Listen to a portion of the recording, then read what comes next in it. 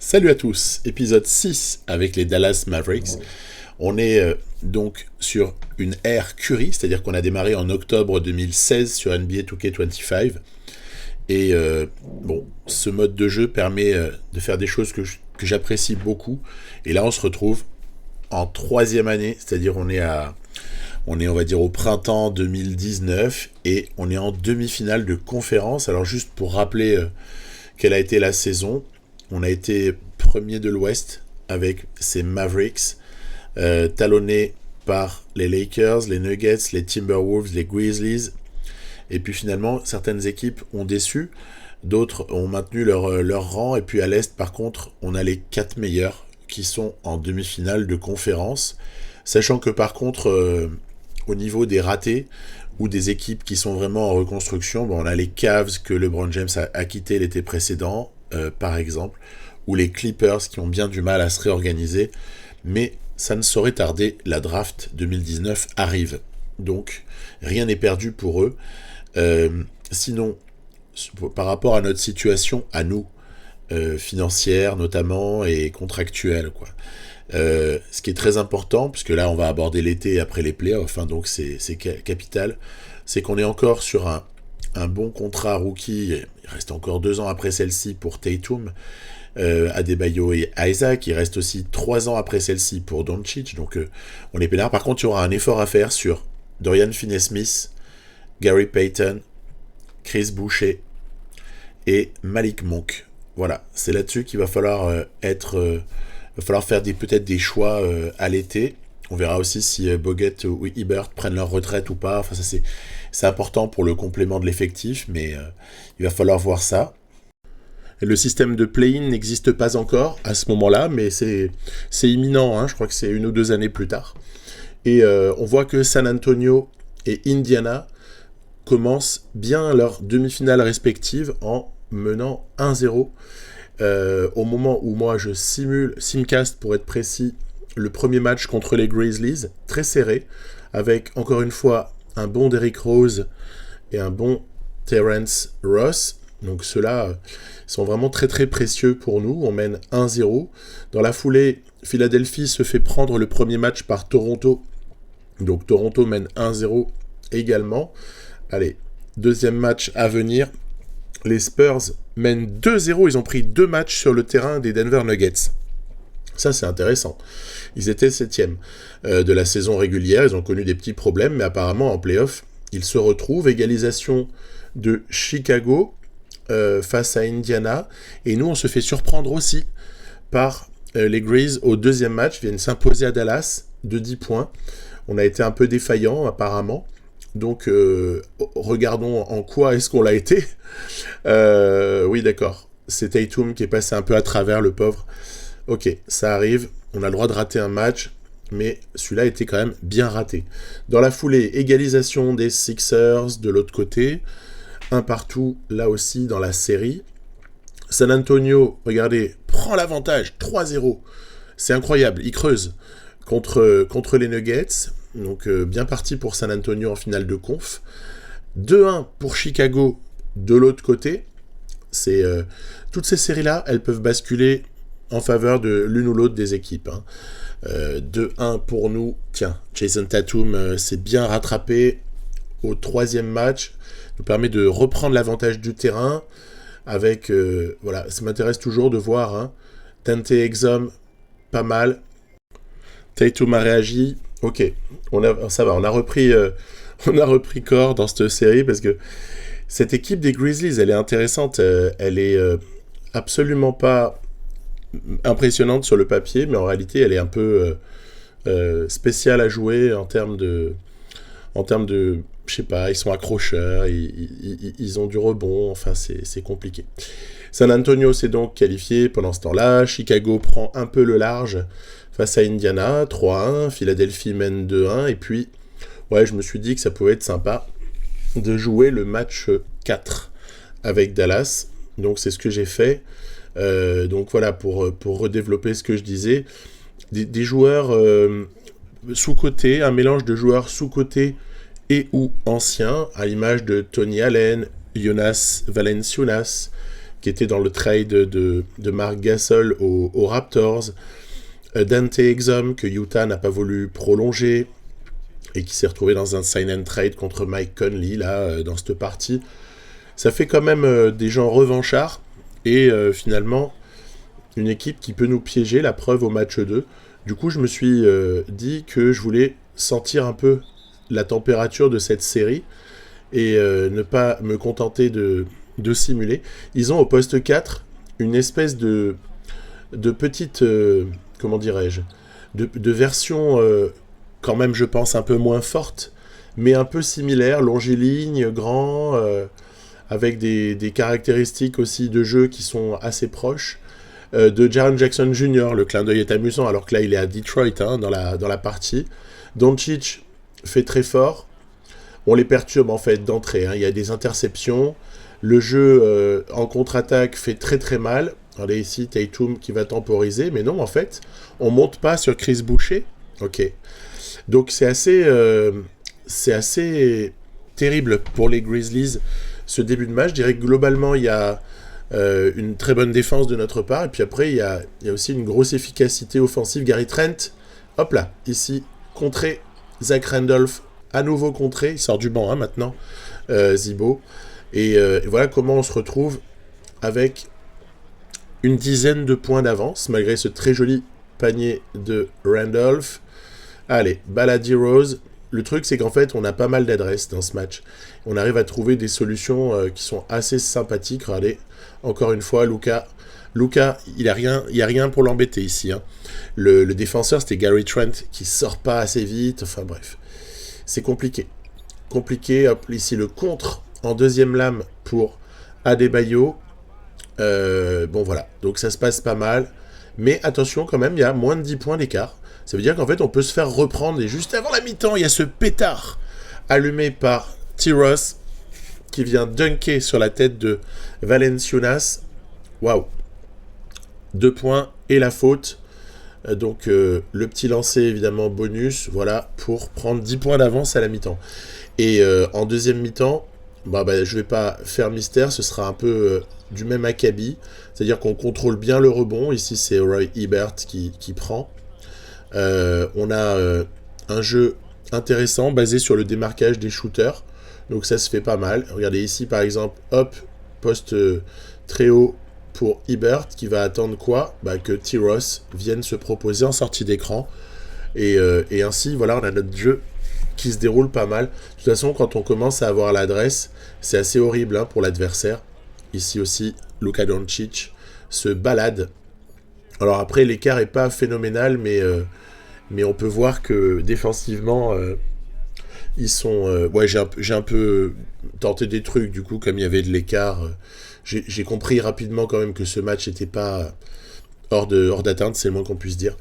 Du coup, j'ai un peu tenté des choses, ce qui fait que l'écart, à un moment donné, était un peu réduit. Puis après, sur la fin, on a fait rentrer les remplaçants, mais qui eux-mêmes ont maintenu l'écart quand même avec les titulaires d'en face. Donc c'était intéressant pour voir qu'on est bien en place, pas de problème, et que cette équipe des Grizzlies, bon, si on joue, franchement, il y a moyen de les éclater. Hein. Je suis désolé, mais c'est un peu la réalité. Johnson à 2 sur 14, Exum à 2 sur 12, comme Knox, comme d'autres. Voilà. C'était compliqué. Et Luka Doncic en fusion, 38 points, avec une adresse inouïe. Donc on est en bonne voie dans ce deuxième tour, dans ces demi-finales de conf, pour aller retrouver les Spurs. En face, qu'est-ce qui se passe ? On a Philadelphie qui prend un peu le large également dans sa série, 3-1. C'est un peu logique, même si Toronto est pas mal, hein, mais c'est quand même logique. Ça se resserre entre Bulls et Pacers, qui reviennent à 3-2. Et puis nous, c'est peut-être le moment d'essayer de conclure la série. Je vais simcaster, comme ça au moins on sera tranquille, et on va pouvoir intervenir si jamais. Bon, ok, aucun besoin de rentrer, la grosse vingtaine de points, qualification pour les demi-finales de conférence avec relative aisance. Puis en face, par contre, ça va se resserrer, regardez, puisque les Sixers vont se faire reprendre à 3-2, ce qui fait qu'il y a encore du suspense sur les deux séries de l'Est. pas à l'ouest en revanche. Toronto et Indiana, en fait, elles ont un point commun. Et bon, voilà, Chicago se qualifie pour les finales de conférence Est. Elles ont un point commun, Toronto et Indiana, c'est que au final, il leur manque vraiment pas grand-chose. À mon avis, ils sont à un joueur près de pouvoir réellement peut-être battre respectivement Philadelphie et Chicago. Donc c'est assez dommage. Mais surtout Indiana quand même. Hein. Ça se joue vraiment à très très peu de choses. Ils sont pas beaucoup en dessous. Est-ce que Paul George va se lasser ? Attention. En tout cas, en finale de conf Est, c'est parti. 1-0 pour Chicago, qui prend d'entrée le match 1 à l'extérieur. Incroyable.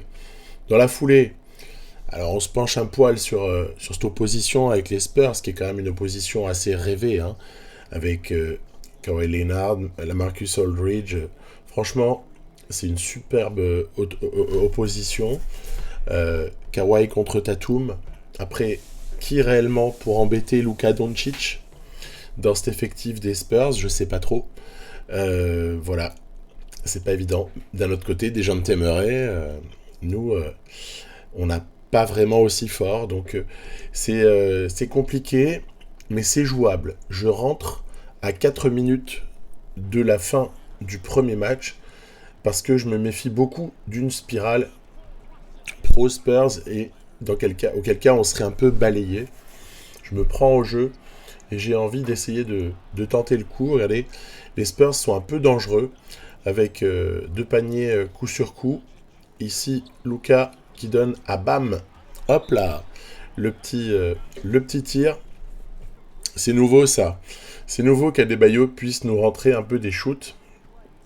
Kawhi Leonard à la balle. Regardez, il travaille.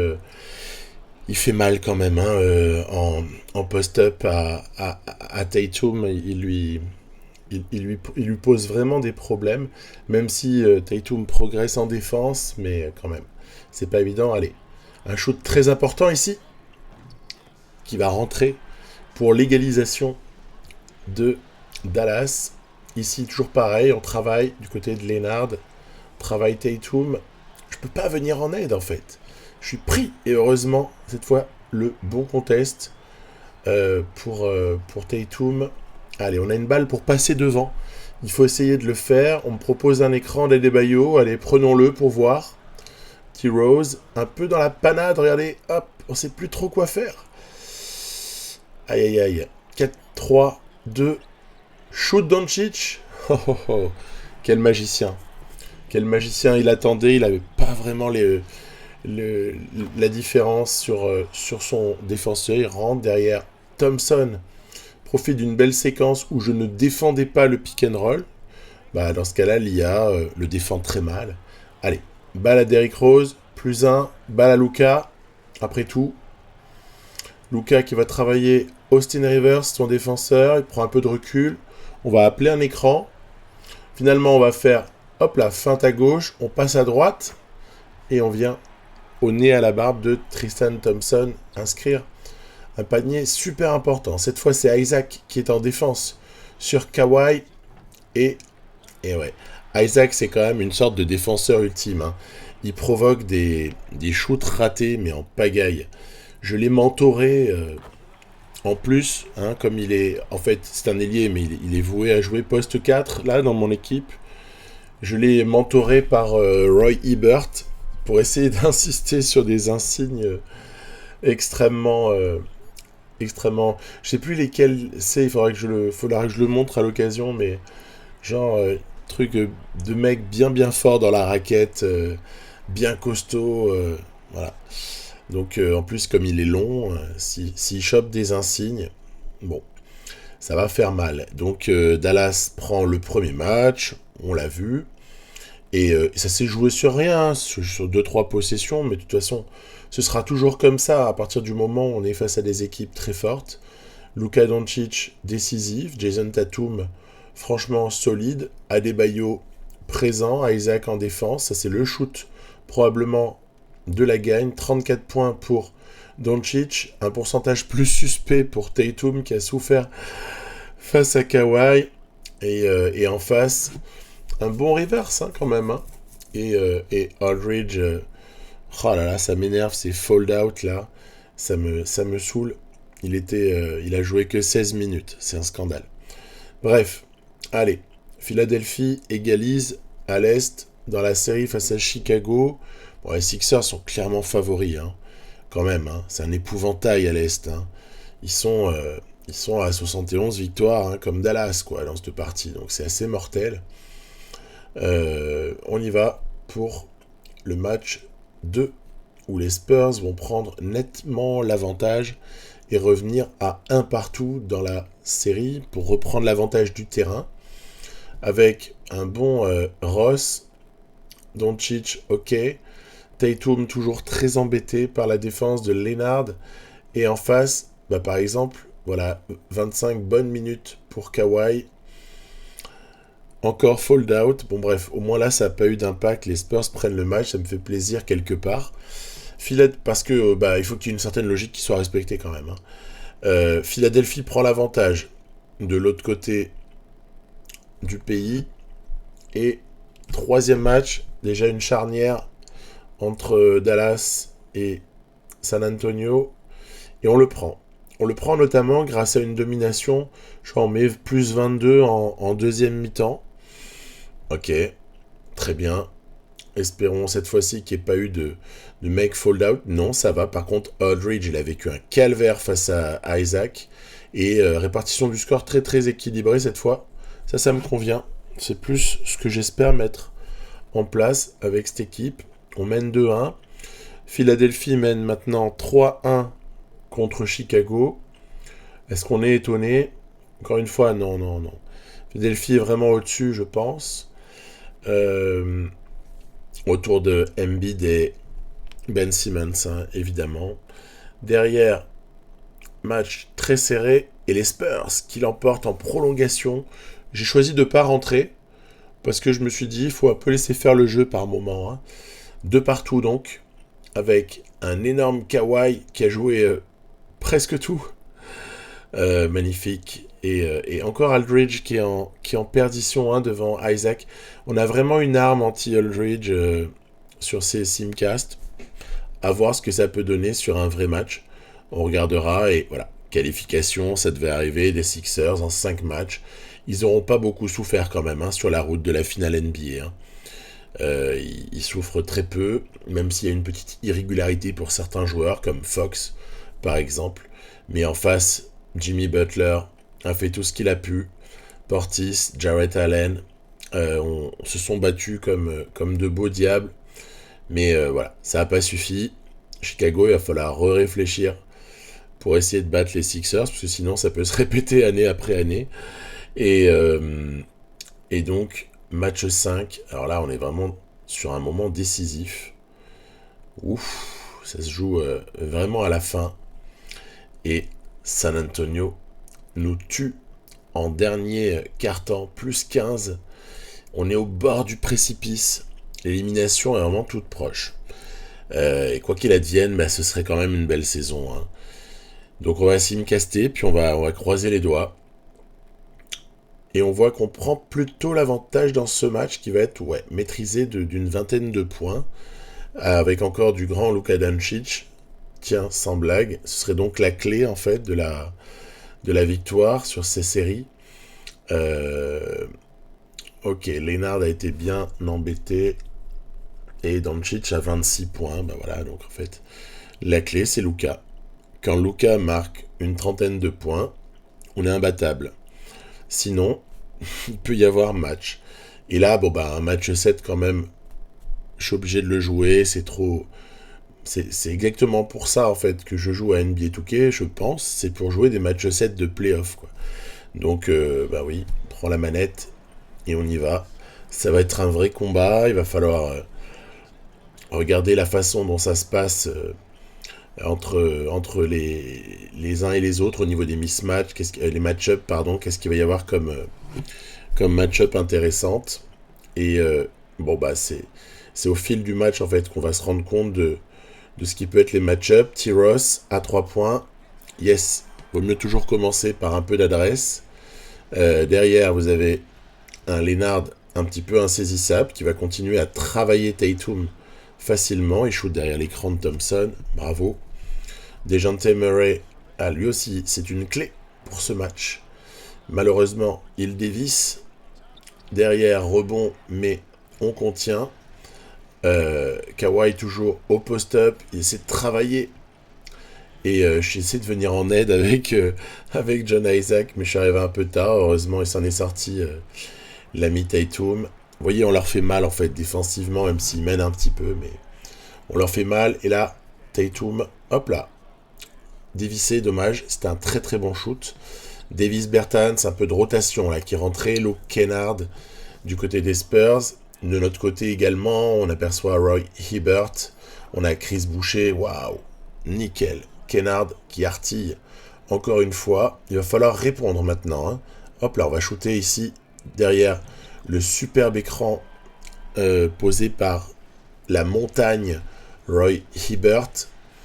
Et là, c'est pareil, vous aurez un très beau shoot de Kyle Anderson qui est en mode slow-mo total. Et c'est un peu ce qu'on aime chez lui, c'est rigolo.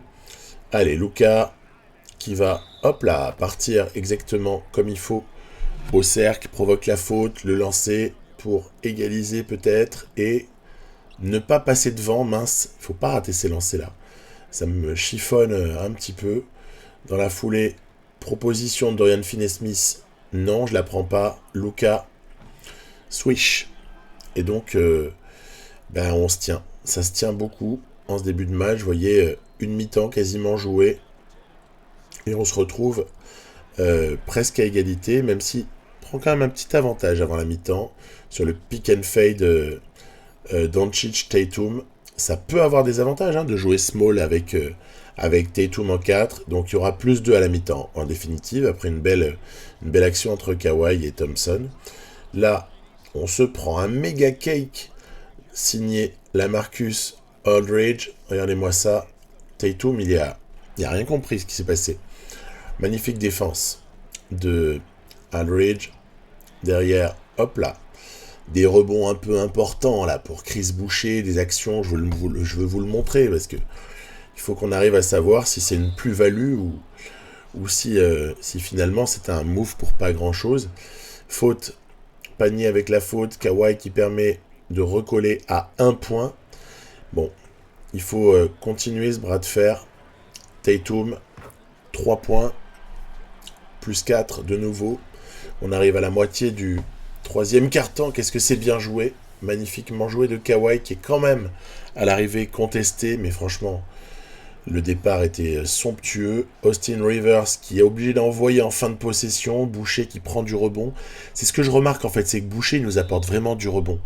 C'est quand même vraiment aussi dans cette optique-là que je l'avais recruté. Enfin, j'avais tradé pour le récupérer. J'ai sacrifié un tour de draft quand même. Un premier tour. Même si ce sera une fin de premier tour. Oh, le contre de Isaac. Incroyable. Bala, Luka. On est en train de se détacher.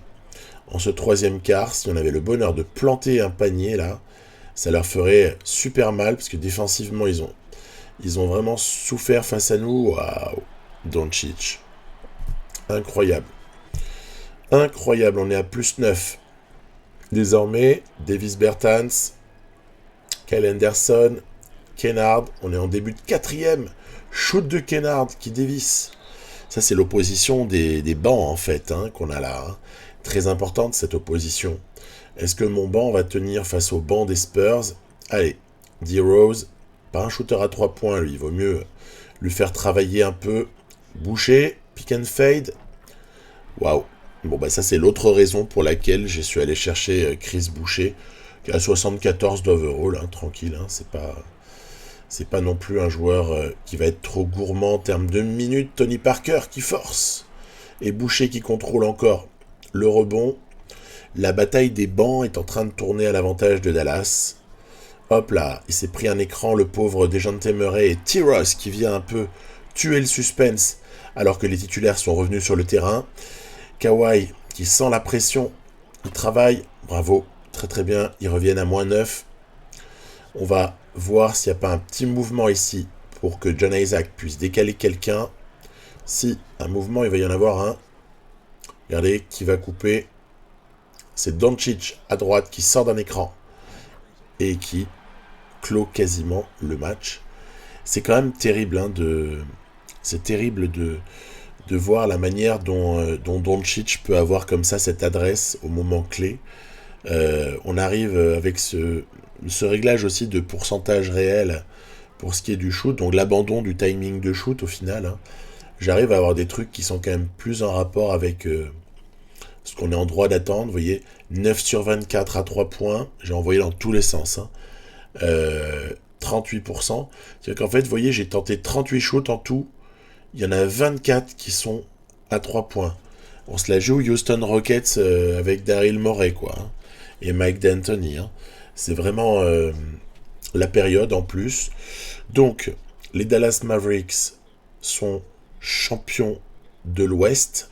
Luka Doncic s'avère être probablement MVP des finales de conf. Quand on regarde le petit comparatif là entre certains joueurs sur les oppositions clés, ben, on voit que quand même Tatum a été plus qu'à la hauteur dans sa match-up face à Kawhi Leonard. Donc voilà, ben ça c'est un bel enseignement. Hein. Je veux dire qu'il est en train de vraiment, dans cette saison sophomore, là, Tatum prend vraiment déjà une grosse dimension. Et Luka Doncic, lui, même rookie déjà, il est à 81 d'overall. Il est déjà par moment injouable.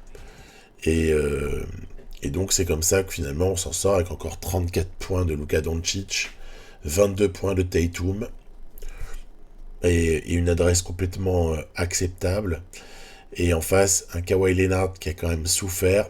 Dejounte Murray, 2 sur 10. Aldridge, 4 sur 10. Vous voyez, ils ont tous été en difficulté pour faire quelque chose de bien. On arrive donc au final NBA. Final NBA face aux Sixers de Joel Embiid. Ça va peut-être se brancher, comme on le voit un petit peu sur cette bande-annonce entre KCP et Doncic. Jojo Embiid sera-t-il contenu par Bam Adebayo ? En fait, on est rempli de match-up qui sont super intéressantes entre ces deux équipes. Allez, on simcast. Je veux pas, vous voyez, trop jouer. Je veux laisser les choses se faire. Oula, on prend le premier match et on le prend de belle manière. À noter que Dallas aura l'avantage du terrain. Un énorme Jason Tatum sur ce premier match. Dallas aura l'avantage du terrain. Je sais pas trop pourquoi, parce qu'on a le même bilan. Et sur les oppositions directes, chaque équipe a gagné un match. Donc c'est difficile de savoir réellement ce qui les a départagés. Je vous avoue que j'ai pas je n'ai pas la subtilité en tête de ce qui a pu les départager sur une égalité comme celle-ci. Un partout, les Sixers reviennent aussitôt à égalité, reprennent l'avantage du terrain. Dans la foulée, regardez, c'est un peu une fessée qu'on se prend ici, avec 35 points pour Joel Embiid, 22 pour KCP, 20 pour Simmons. On s'est fait dépoutrailler sur ce match 3, c'était affreux. Espérons qu'on va relever la tête, parce que sinon la finale elle va tourner un peu court. Et ça va se passer très très vite. Regardez, on reprend encore 10 points d'écart, malgré une belle réaction en quatrième quart-temps. On est mené 3-1. On est en config dos au mur. Les Spurs nous avaient aussi mené 3-2. Oh, génial. Petite réaction pour aller chercher le match 5. Là, pour le coup, je joue sans filet. Hein, je simule. Peut-être que la saison, elle va s'arrêter là. Petit moment un peu de tension pour moi. Je vous le concède bien volontiers. Par bonheur, on prend encore, avec un gros Doncic, on prend encore le match 6. Bon. De nouveau, match 7. À Dallas. Et celui-là, franchement, je suis vraiment obligé de le jouer. Il n'y a pas à réfléchir bien longtemps. Je ne peux pas passer à côté d'un match 7 des finales NBA. C'est parti. Alors allons-y. Bonjour l'opposition. Je parlais de match-up juste avant. Les oppositions ne sont pas du tout du même type qu'avec les Spurs. C'est-à-dire que autant il y avait un combat homme à homme sur le poste 3 et le poste 4, par exemple, avec les Spurs, autant là, c'est différent. Nos forces sont à l'extérieur, avec Tatum et Doncic qui n'ont pas réellement d'équivalent dans l'équipe d'en face. Autant à l'intérieur, par contre, ils sont censés nous ultra dominer, même si nous avons quand même la chance d'avoir deux très bons défenseurs. Allez, on commence avec Luka qui se sent bien, quelques séquences défensives aussi pour entamer le match, avec l'obligation comme ça laissée aux Sixers et notamment à De'Aaron Fox de prendre quelques shoots un peu casquettes. On arrive à contenir. J'essaie de venir en aide, c'est vraiment pas facile, mais on y arrive quand même.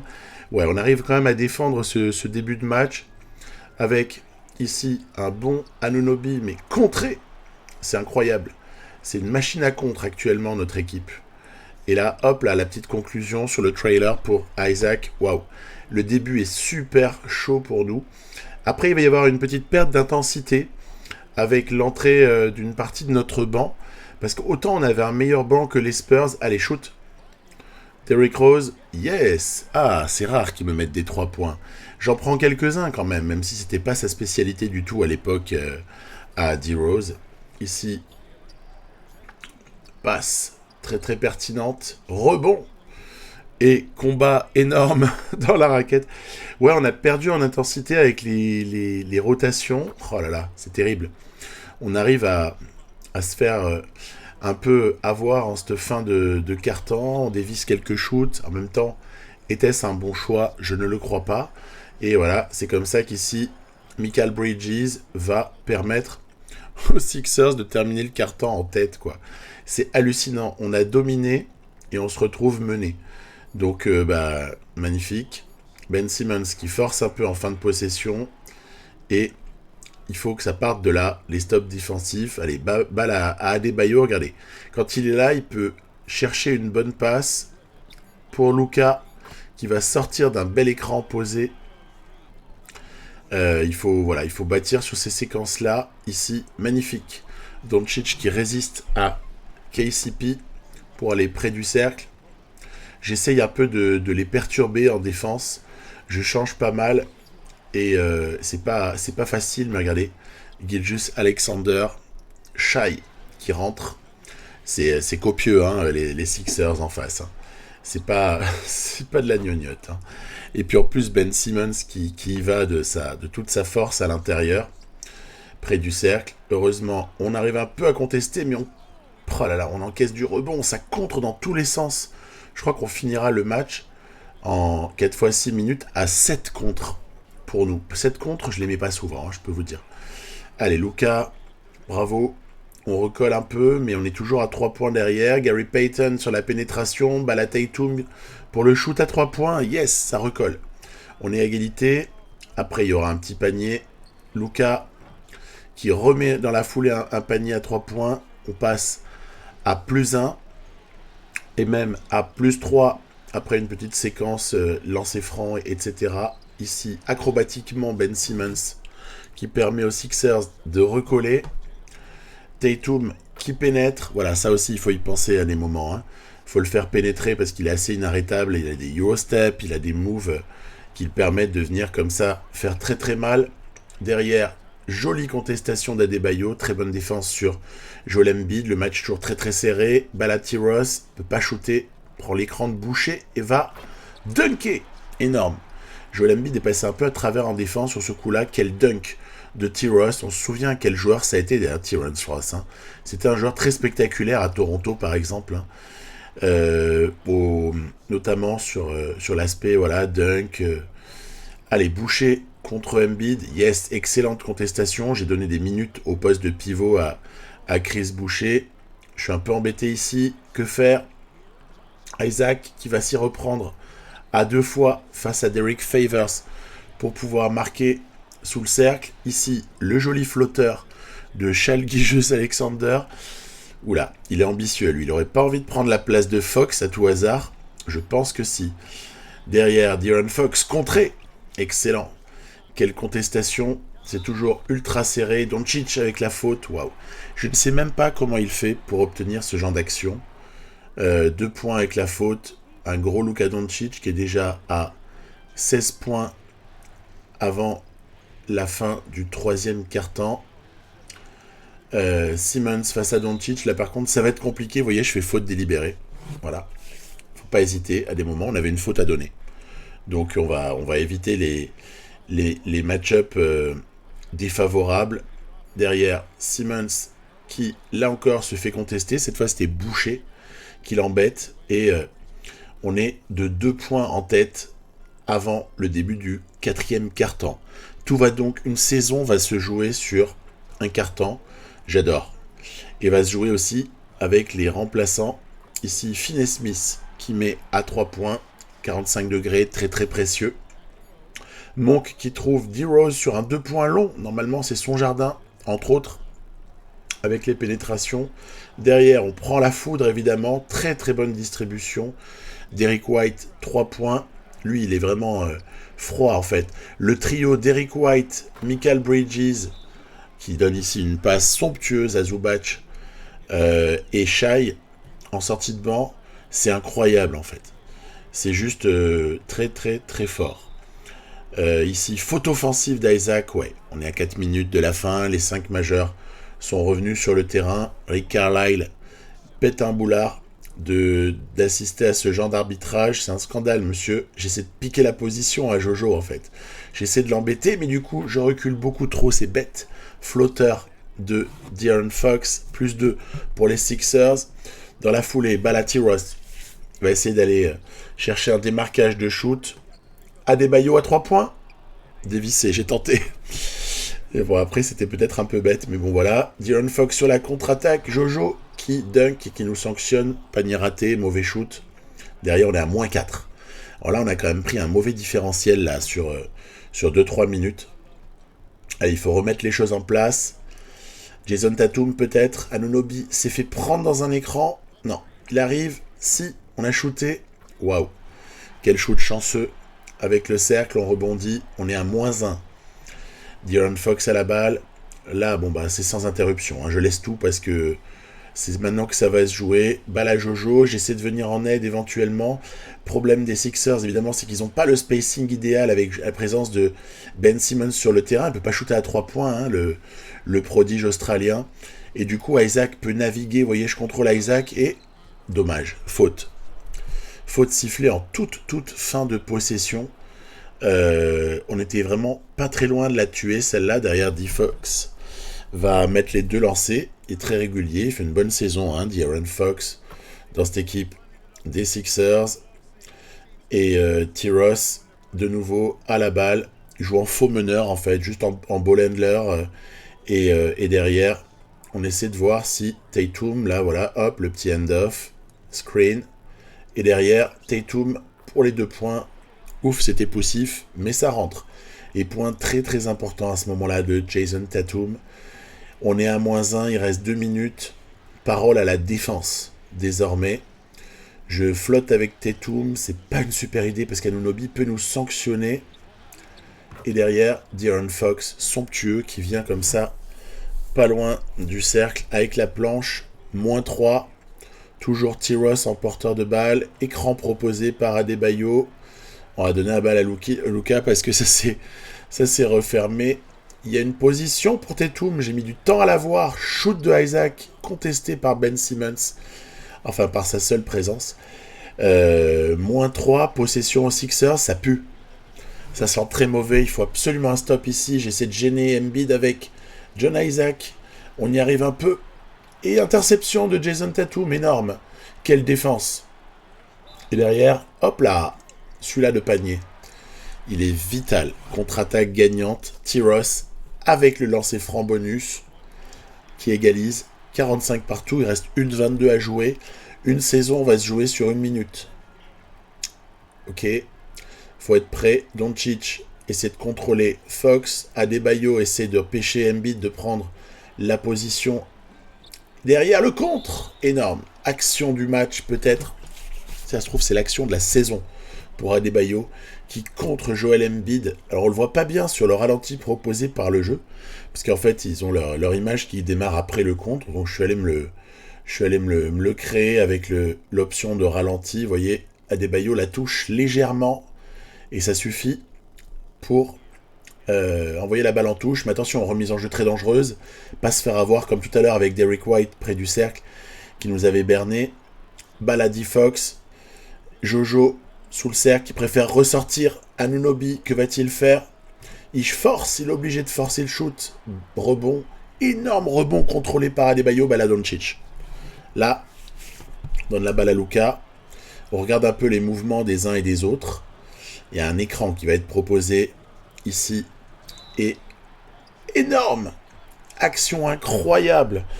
Je m'attendais à une faute offensive contre Luka. Et en fait, c'est Jojo qui est quand même sanctionné. Énorme. Alors là, c'était vraiment une action improbable.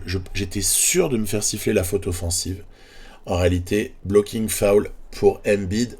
+1 pour Doncic. On passe à +3. Il reste 42 secondes.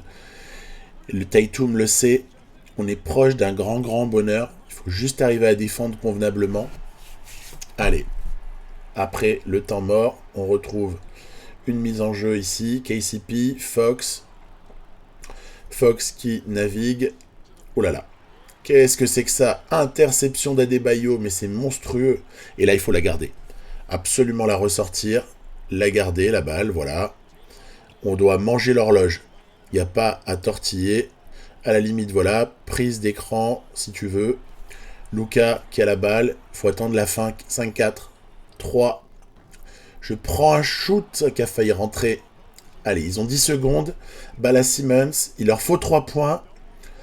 Simmons à la balle. Mais quelle erreur! Quelle erreur! KCP qui va devoir forcer ce shoot. Rebond Tatum. C'est gagné. Incroyable fin de match. Qu'est-ce qu'elle aurait été difficile. Explosion de joie du banc. Et scénario improbable que cette victoire, quand même, je ne m'attendais pas à les battre. Je vais être très franc. Donc j'ai créé cette partie avec les Sixers en vérité, et puis je m'en suis un peu occupé, voire même beaucoup. Ce qui fait que là, il y a quasiment une abondance de biens de leur côté. Il va falloir faire des choix à l'été 2019 là. Nick Young est inconsolable, il allait toucher une première bague, mais il l'a pas. Quinn Snyder qui félicite Rick Carlisle. Et donc le Larry O'Brien dans les mains de Isaac Tatum. C'est un truc de fou. Je ne m'attendais pas du tout à gagner maintenant. Andrew Bogut qui en touche un de plus. Il avait déjà gagné, lui. Adebayo qui touche pour la première fois. Bien sûr, il est sophomore, donc forcément. J'ai shooté à 32%, à 7 sur 22 à 3 points. Mais au final, on s'en sort sur quoi? Je me le demande en vérité. Dominer au rebond. Si par contre les interceptions, on les contre. Voilà, là-dessus on les embête énormément. Et puis en fait c'est le spacing. Je pense qu'on on a un spacing cohérent. Et du côté des Sixers, dans cette config-là, le spacing n'est pas assez cohérent. Le MVP des finales sera, sans trop de suspense, Luka Doncic. Vous allez me dire, ça aurait pu être Tatum, mais Luka, il sort quelques cartons quand même dans cette série. Notamment les 38 points là, de ce match 7. Donc je pense que rien que ça justifie le titre de MVP des finales. Et voilà, donc je sais plus quoi dire à un moment donné, parce qu'honnêtement je m'y attendais pas, et c'est un grand bonheur. Voilà, c'est un grand bonheur. Ce qui a pêché quand même, c'est l'apport du banc, non, même pas, l'apport des joueurs, des role-players de complément, là, KCP et Anunoby, qui quand même finissent bredouille, quoi. Donc du côté des Sixers, il y a des petites questions à se poser. Et du côté de Dallas, j'ai adoré cette petite image d'explosion du banc, parce que finalement, mon banc, je pense qu'il a été super important tout au long de la saison, et l'apport de Boucher en plus, de Finney-Smith, Payton, Monk, D-Rose, si tant est que D-Rose soit réellement un joueur de banc. Et bien ça tombe bien en fait de parler de ces joueurs-là, parce qu'en fait c'est une bonne partie d'entre eux qu'il va falloir gérer à l'été. On a un quart d'heure de joie, et puis après il faut s'y remettre. Finney-Smith va devoir être prolongé, en tout cas il va falloir réfléchir. Gary Payton, the second également, Chris Boucher aussi, et Malik Monk. Voilà, donc on a 4 joueurs du banc qui doivent être prolongés, ou alors il faut étudier la non-prolongation si jamais c'est le choix. Et on enchaîne tout de suite. On passe à l'été. Donc l'été, ça commence déjà par la retraite de certains joueurs. Paul Pierce, la légende des Celtics.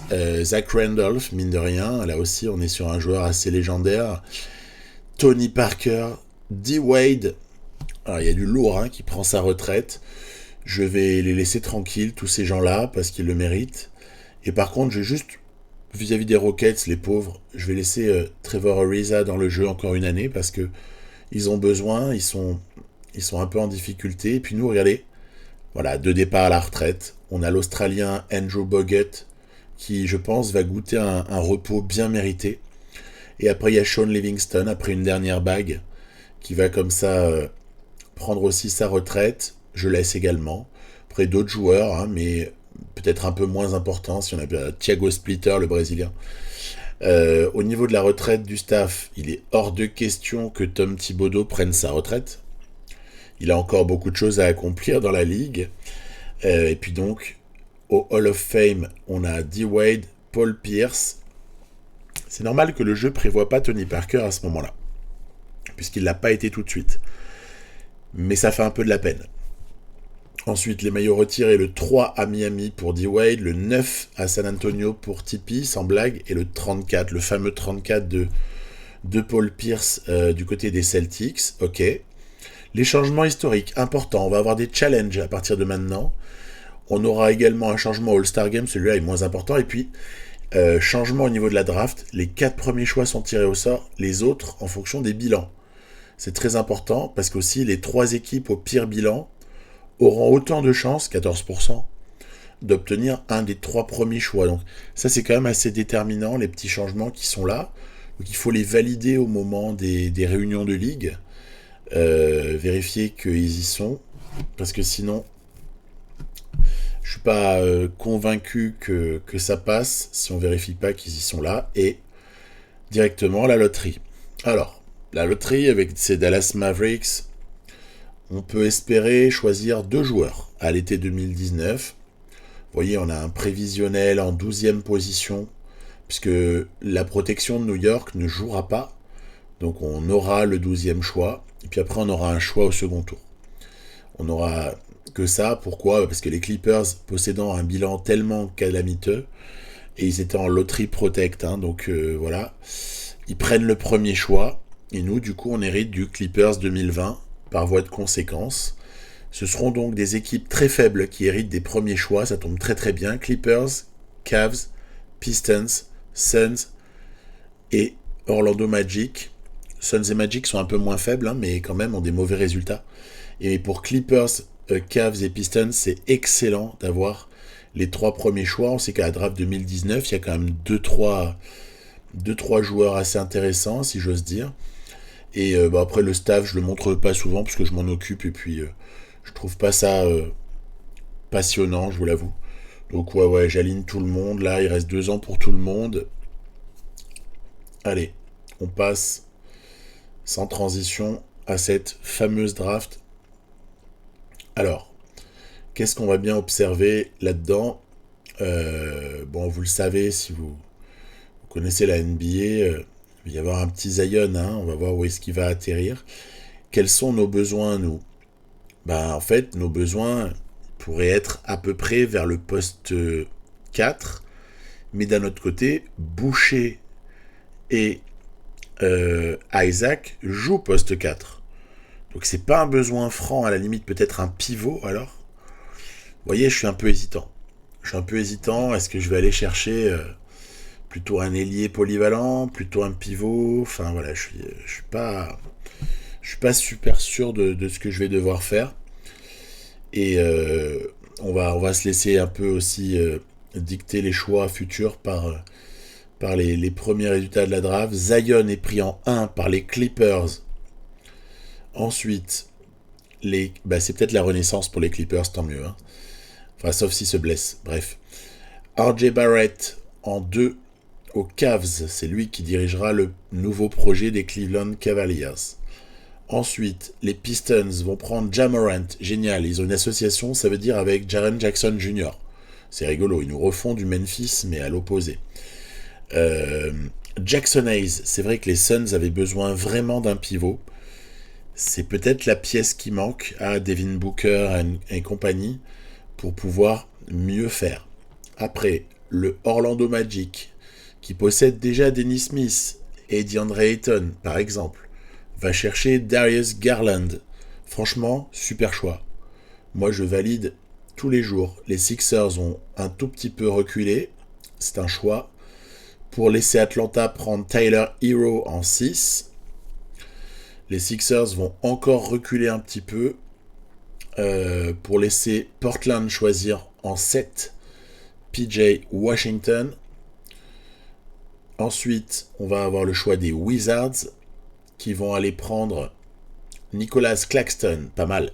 C'est un bon joueur, hein, Claxton. Hein. Il est un tout petit peu fluet, mais s'il prend un peu de muscle, ça peut être très intéressant comme profil de joueur au poste 5.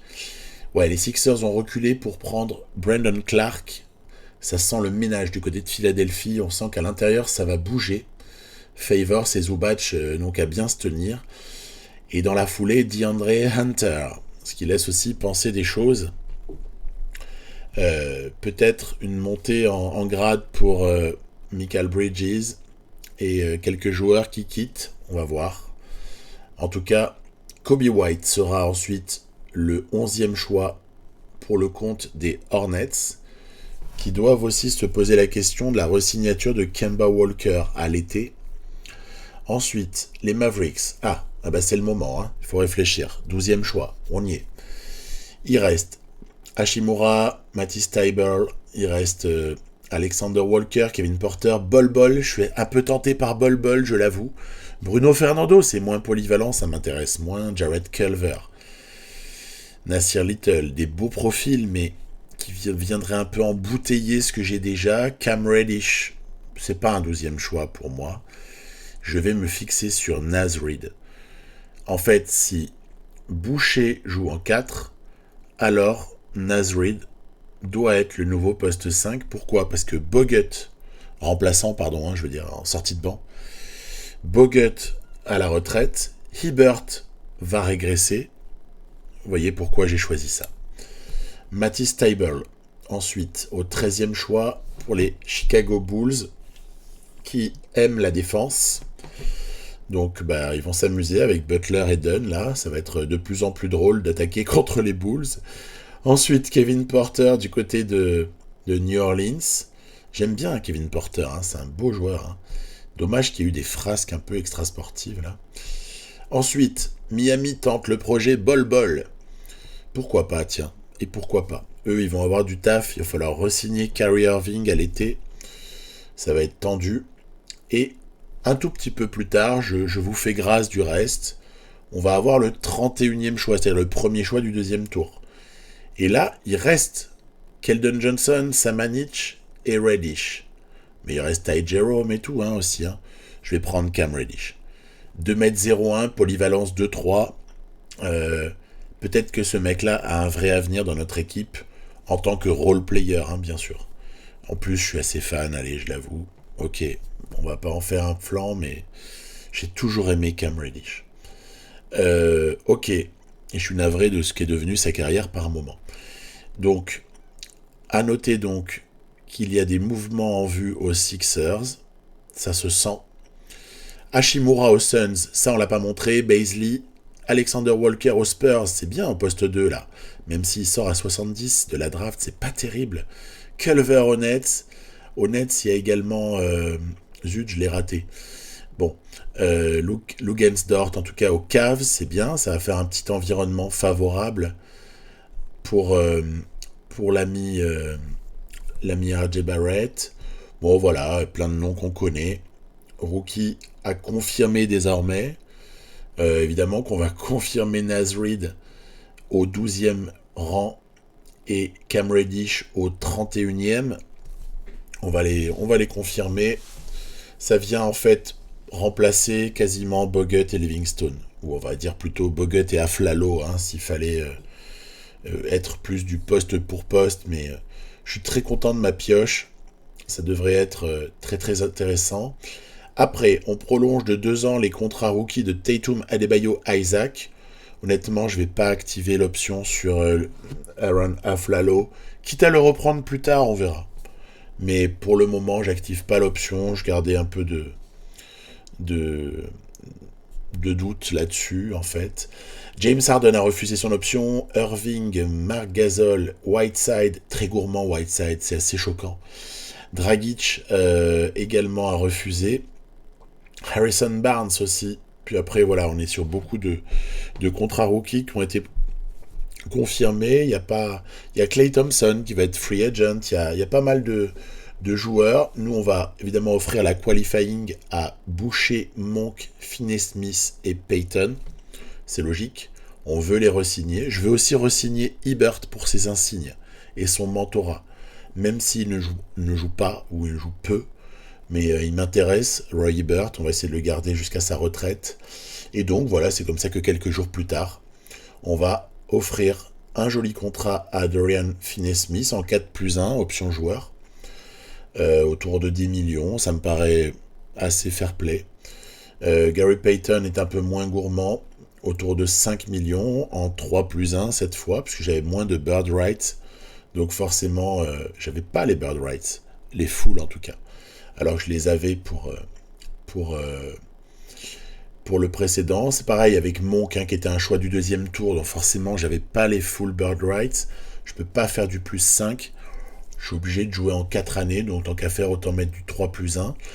Et même raisonnement pour Chris Boucher.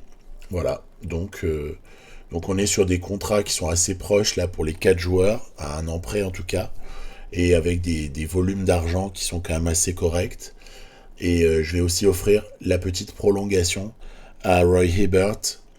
Il le vaut bien, et il a été mine de rien décisif sur quelques actions de ces playoffs, hein. Honnêtement, le Roy Hibbert, moi, je l'ai beaucoup aimé. Et je l'aime encore. En tout cas, il n'est pas prêt de nous quitter, je l'espère. Et voilà, tout ce petit monde va être confirmé, hein, bien sûr. Avec un tout petit peu de différé pour Chris Boucher, qui a attendu un jour de plus. Mais on est constitué.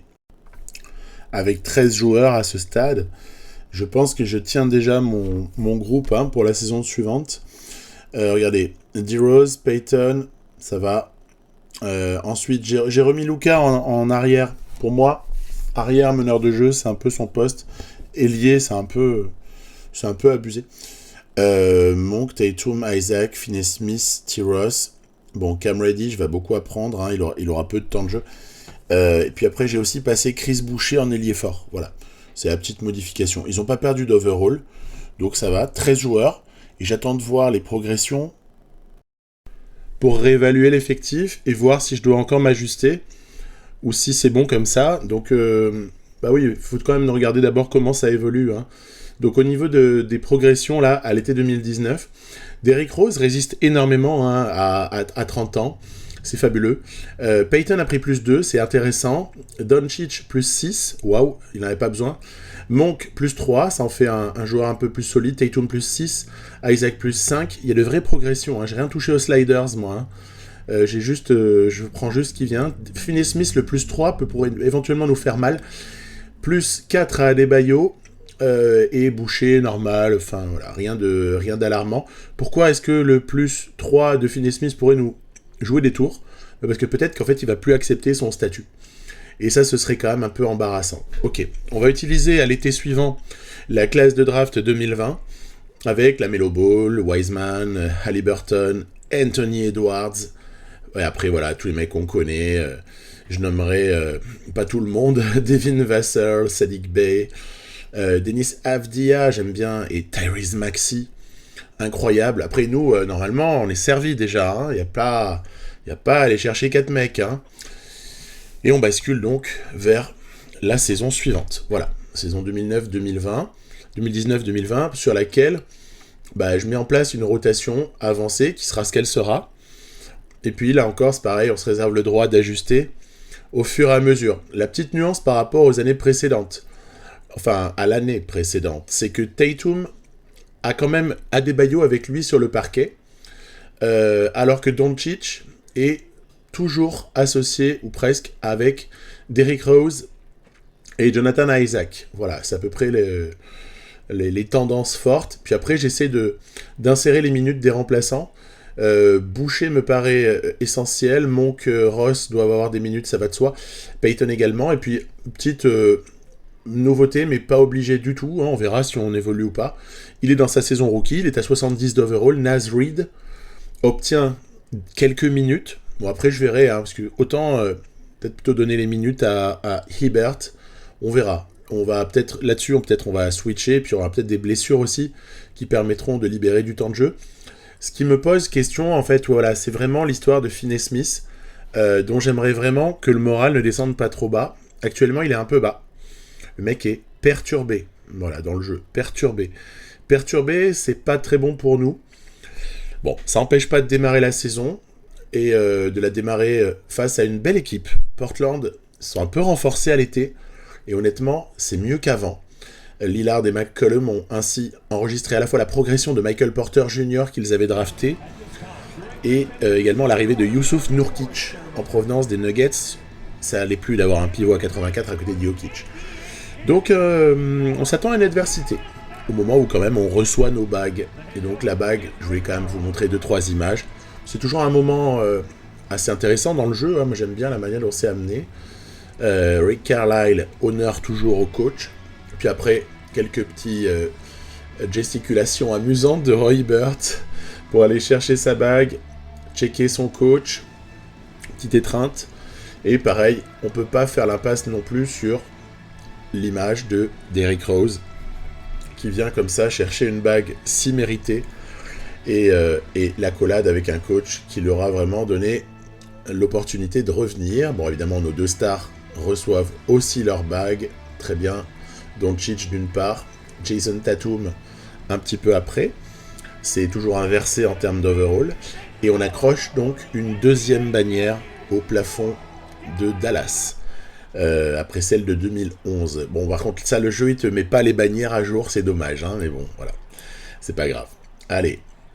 Match 1. Attention, pas d'excès de confiance.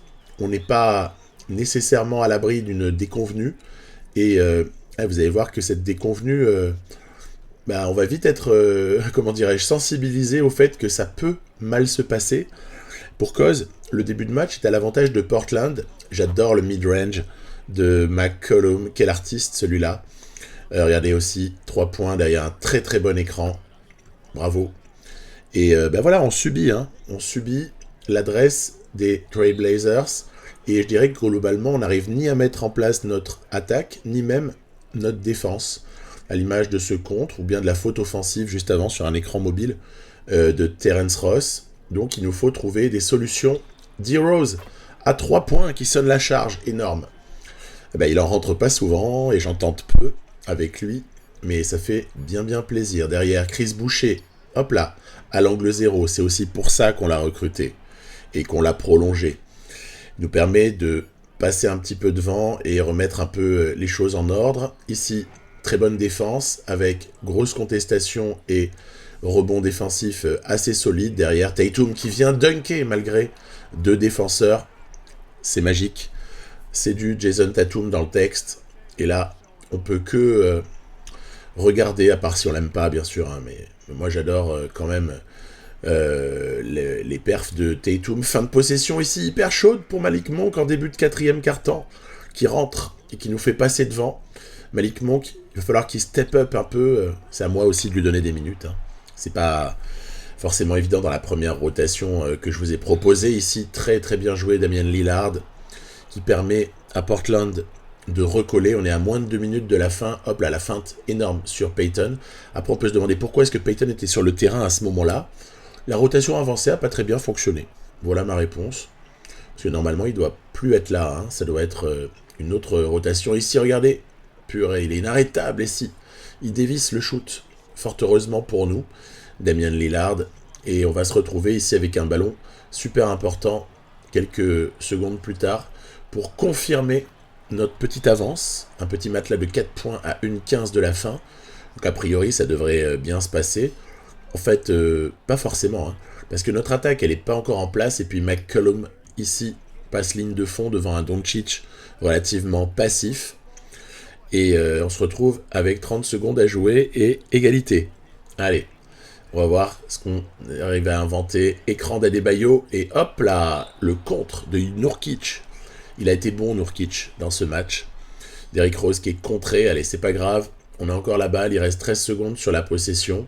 Jason Tatum à la balle, écran d'Adebayo et le petit shoot, le pull-up proche du panier, mais voilà, je suis pas allé à la pénétration cette fois-ci, j'avais pas envie de me faire contrer par un très bon Nurkic. Derrière la balle à Porter, qui donne la balle à Holmes. C'est toujours pas les gens qui doivent avoir la balle. Ils ne l'ont pas. Vite, donne la balle à Lillard. Oh là là, il va devoir forcer son shoot. Et donc forcément, le rater. Parce que quand même, Jason Tatum, c'est pas un mauvais défenseur extérieur, bien au contraire. Hein. Il progresse. Hein. Donc c'est comme ça qu'on arrache ce match. 2 points d'écart, ça n'est pas grand-chose. Et on peut voir d'ailleurs qu'on a été bon au rebond, ça me fait plaisir. On a été un peu dominé dans la raquette, on a subi pas mal de lancers francs, et ils ont shooté avec plus d'adresse que nous. Heureusement qu'on s'y retrouve à un autre niveau sur quand même notre efficacité défensive dans les bons moments. Voilà, parce que c'était très très serré. Donc ces Portland Trail Blazers, je les vois bien là sur la saison qui arrive, aller en play-off quand même, vu ce qu'ils nous ont opposé. Je trouve ça très intéressant. Et Derrick Rose a été notre sauveur, littéralement. C'est lui qui va chercher les paniers importants près du cercle, notamment. Il y a aussi un tout petit peu d'adresse externe. Bref, un gros Derrick Rose avec 22 points. Et un Doncic peut-être un peu en demi-teinte. Et Tatum à 26 points. Je ne force pas sur les minutes, vous l'avez remarqué. Lillard, il joue 41 points. Chez nous, il y a Tatum qui joue le plus. Il a 32 minutes. Donc, et Lillard 41 minutes. Donc, ça fait pas grand-chose à l'arrivée. Mais je préfère pour le moment. On va essayer de jouer une saison sans blessure. Allez, les Knicks se présentent. Quel est le seul problème à faire des minutes restreintes comme je fais moi? C'est que pour avoir des titres de MVP ou même aller dans les All-NBA Teams, c'est difficile parce qu'ils regardent les stats brutes. Ils ne regardent pas les stats corrigées sur 36 minutes avec le correctif automatique. Et du coup, c'est vrai que si on n'est pas des machines à stats, on risque de ne pas avoir toute la reconnaissance qu'on pourrait être en mesure de souhaiter obtenir. Donc ça, c'est aussi un truc que je vais essayer de sentir, c'est-à-dire que au moment où je sentirai que Tatum ou Doncic est prêt pour peut-être postuler à des stats dignes d'un MVP, on essaiera de mettre les minutes qu'il faut. On mettra 36 minutes par match. Et voilà. Donc attention, dans ce match, ça a bien démarré. On est pas mal. Mais il y a quelqu'un en face qu'on n'est pas vraiment capable de stopper. Je ne dispose pas de l'arme anti-licorne. En tout cas, sur ce match, ça ne crève pas les yeux. Ici, Joachim Noah, sur la dernière année de son fameux contrat toxique, qui a réussi à se jouer de Naz Reid avec son gros physique. Vous voyez, je fais des mauvais choix en attaque. J'arrive pas à jouer, alors que c'est joli ça de Trae Young qui est énorme. Regardez le backdoor ici. Punaise. Le mec, il coupe au panier. J'ai rien vu du tout. Mauvaise attaque, mauvaise défense. On est dans de mauvais draps, en fait, sur ce coup-là.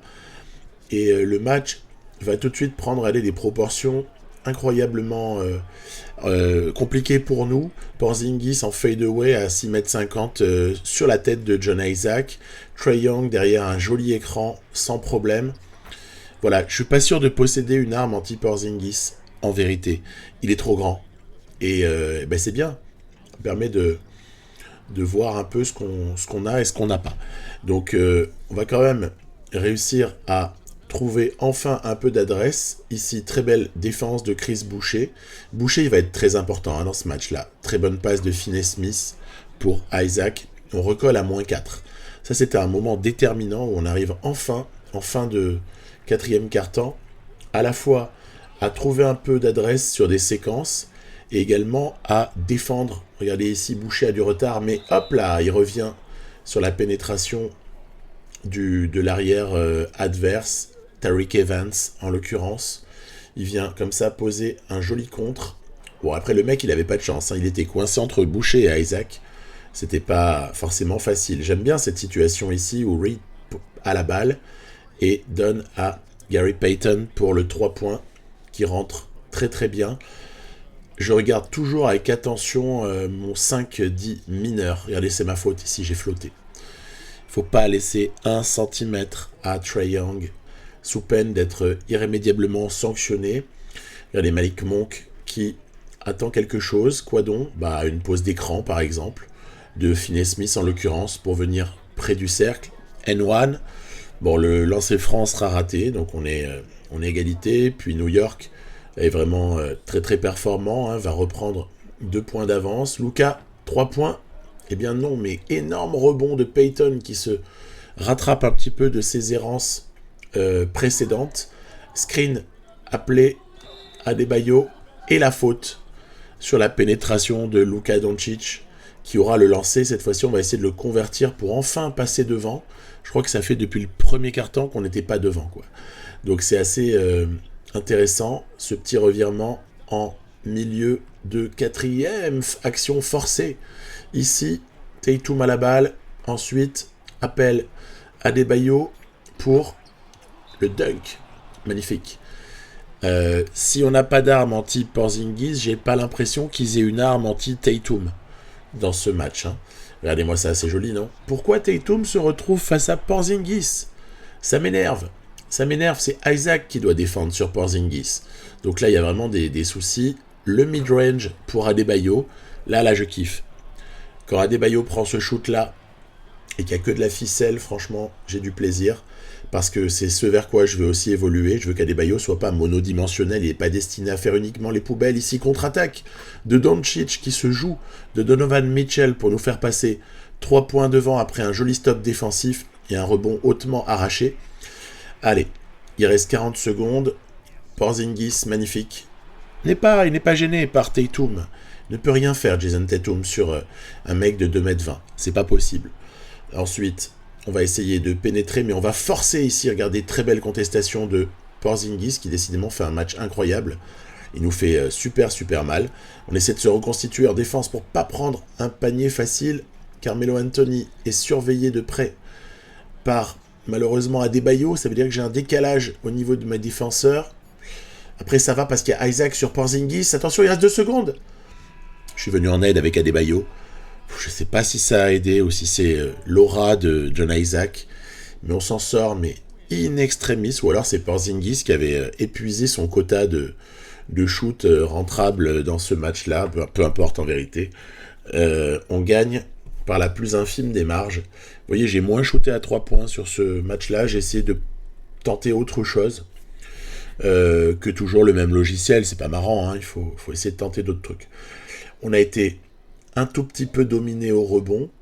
On a des performances au shoot qui sont assez satisfaisantes pour Tatum, qui aura dominé à distance, on va dire, Mitchell, même si c'est pas une match-up évidente, mais il y a domination. Trae Young, en revanche, et Doncic, match nul sur ce match-là.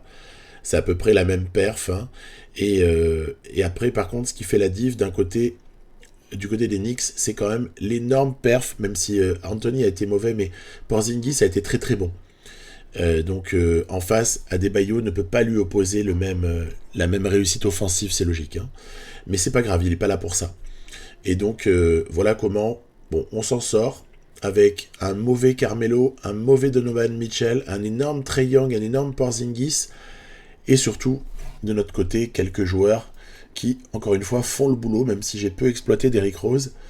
Cet début de saison est intéressant parce que les matchs sont très difficiles. Ça me plaît. Ça me plaît bien. Toutefois, je vois tout de suite une modification à faire, là, parce qu'il faut que je sauvegarde le moral de Finney-Smith. Tant pis, je lui mets 6 minutes au poste 2. C'est contre nature, mais il peut jouer un tout petit peu poste 2. Et puis, on va essayer de trouver un petit ajustement pour pas qu'il soit crevé en début de 4e quart ou en fin de 3e quart-temps. Donc voilà, j'essaie de bricoler. C'est pas forcément évident, j'arrive pas à donner des minutes à tous les mecs à qui j'ai envie d'en donner. Peut-être que tout ça va terminer avec un trade. Hein. On va pas se raconter d'histoire. J'ai pas la soluce à ce moment-là. Et le pire dans l'histoire, c'est que Dorian Finney-Smith, c'est typiquement un joueur que j'adore.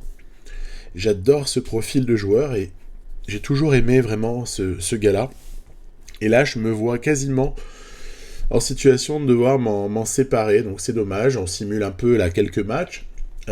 Hornets, victoire. Portland encore, victoire. Spurs, tiens, c'est une belle victoire pour le coup. Les Warriors, franchement, il y aurait quelque chose à faire parce qu'ils sont en train de sombrer doucement mais sûrement. Malgré la présence de Kevin Durant, hein, c'est catastrophique, il y a un manque de profondeur de banc. À la foulée, on bat les Minnesota Timberwolves et on se retrouve avec Denver. Denver, je le jouerai, mais je pense que je le jouerai en début d'épisode prochain.